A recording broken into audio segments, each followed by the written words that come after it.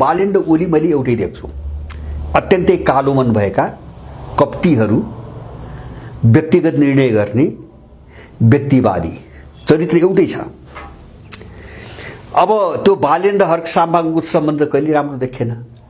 कटाक्षका यो कोणबाट हेर्ने हो भने बालेनले साङपाङको मान्छे कुनै पनि हातमा ल्याउँदैन व्यक्तित्व, कुनै पनि हालतमा। ओलीले जे गर्थे नि बालेनको ठ्याक्कै त्यही हो। अहिले ऊ मन्त्री पनि त त्यहाँ सामूहिक छलफलबाट ल्याएर त सबै काटे नि उनले, आफू खुसी निर्णय घोषणा गरे नि उनले।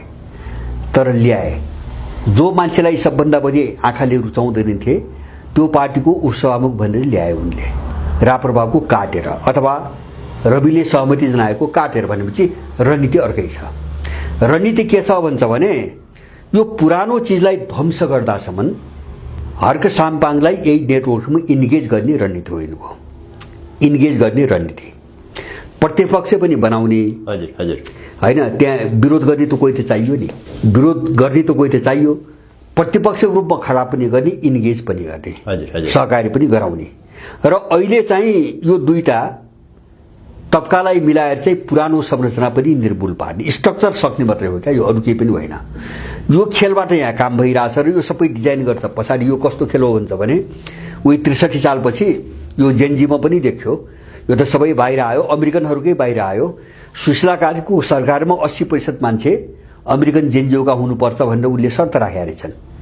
त्यो शर्त राखे अनुसार त्यो अमेरिकनहरूले लेखे, भगाभग ट्विटरमा लेखे, अमेरिकाको प्रस्ताव यो छ भनेर लेखे।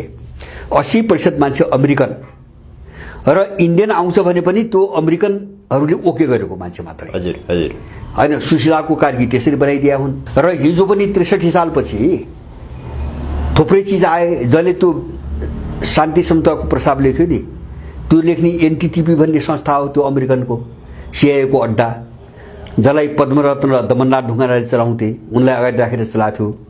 ब्रेस्ट शान्ति सम्झौता त्यसले ड्राफ्ट गरेको, यिनले होइन, दलहरूले होइन।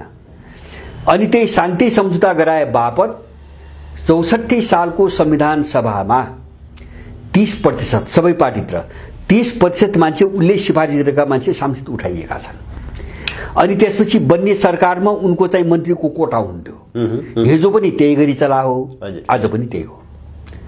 यिनले चलाउने होइन। यहाँ बालेन त विचरा हो, केही पनि होइन होइन। उनको एउटा स्वभाव र चरित्र चाहिँ हेरेका छन्, त्यसलाई समातेर प्रयोग गर्ने हो। अरूका पनि स्वभाव चरित्र हेरे मान्छे त्यस्तै ढङ्गले छान्ने गर्छ।